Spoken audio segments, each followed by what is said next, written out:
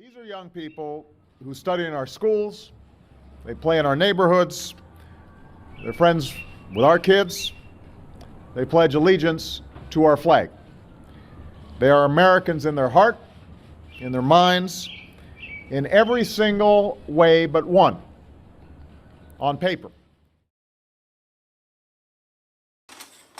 Across a vast tapestry that is America, through bustling cities and quiet towns, lies a story about dreams and determination.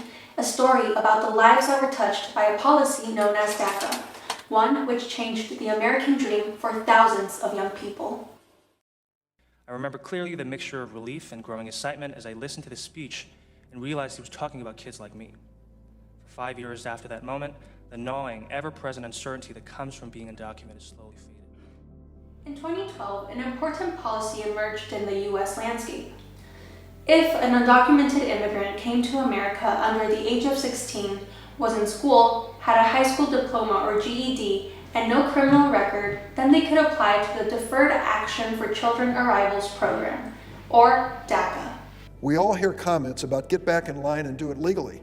Well, we tried, but the system right now is so complex that it takes up to 20 years to attain legal status. Today, 580,000 individuals make up the current DACA population. Periodically, they need to renew their status before the U.S. federal authorities. As a consequence, they will have a permit to work legally in this country. So that means that they can apply for those type of jobs that in general circumstances will apply a special verification of the legal status. Work in one of the best hospitals in the world, in the medical center. I would have never thought that dream will be accomplished, but here I am. Even though a person is already located within a country with a migratory legal status, that person cannot be deported automatically. It has to be recognized what are the ties that that person has already with the country where it is located. Legal battles and political debates have cast shadows of uncertainty over this program, leading many to wonder about their future in the country they call home. I went to school in America from K through 12. I spent another 4 years in America going to college, and now I am in my 3rd year of law school at the UCLA School of Law, learning the laws of the United States of America. And I am undocumented, and somehow my government is arguing that I don't belong here. Well, my question then to my government is, where do I belong?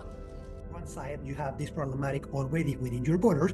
On the other side, if you take a very flexible solution, you have probably the risk of showing this probably false openness and cause a massive migration from abroad. Different. Whether you like these policies or not, ultimately it's up to Congress to make these decisions. Those places that are expelling their population and that are producing this massive migration to some countries, they have also to work with all the problems that they are facing nationally in order to provide the proper or the basic conditions for the nationals in order to avoid transferring this type of problems into a third country.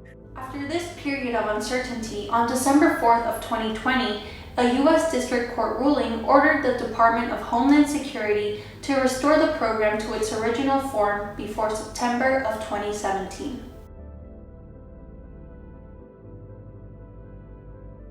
So from a broader perspective, how has DACA impacted the larger American landscape, and with it, the hundreds and millions of Americans and dreamers that reside within it? We have several tracks of the benefits that we are seeing from DACA. One is on a personal level for the persons whose lives are being changed as beneficiaries of this policy.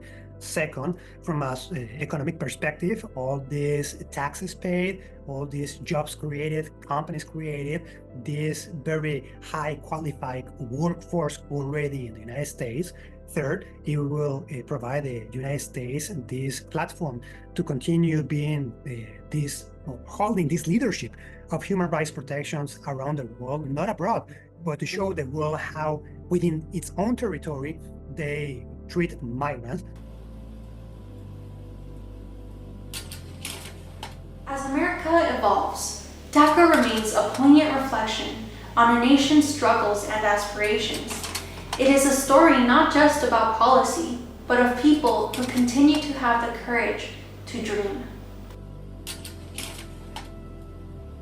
Human rights are universal, and the need that governments need to provide to implement their international law obligations. In other words, this is not only a local discussions, but a discussion that we have to tackle on a multilateral perspective. But it's important that some states takes the initiative to provide this type of relief for the persons that are already within their borders. In the end, DACA forces us to ask, what defines the true identity of being an American? And how do policies like this one shape our understanding of belonging and community in this country? That's the perpetual reality of being undocumented.